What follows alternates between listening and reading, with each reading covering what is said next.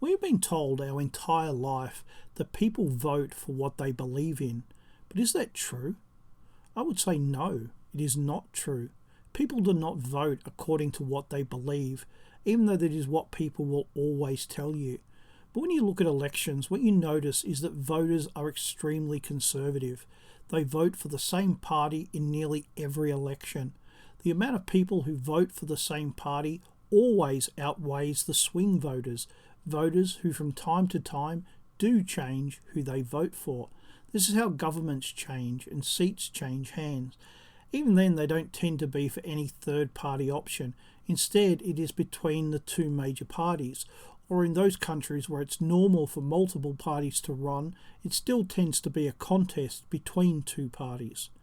In Australia, we have the Liberals, who we are told represent business and fiscal responsibility. Then we have Labor, who we are told look after the working class and the underprivileged. Currently, we have a federal election underway. One of these two parties will form government. Over the past 2 years, COVID restrictions closed down much of the economy. We are massively in debt, and the government has printed a ton of money to pay for everything. The Liberals have right royally screwed over business, and the idea that they are fiscally responsible is also an idea that is no longer valid. On Saturday, I heard the leader of the Labor Party talking about how we need more immigration for the working class and the underprivileged.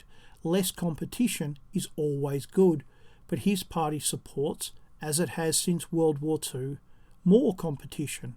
Neither the Liberals or Labor can be said to support the things that people claim they support, but people will still overwhelmingly vote for these two parties at the next election.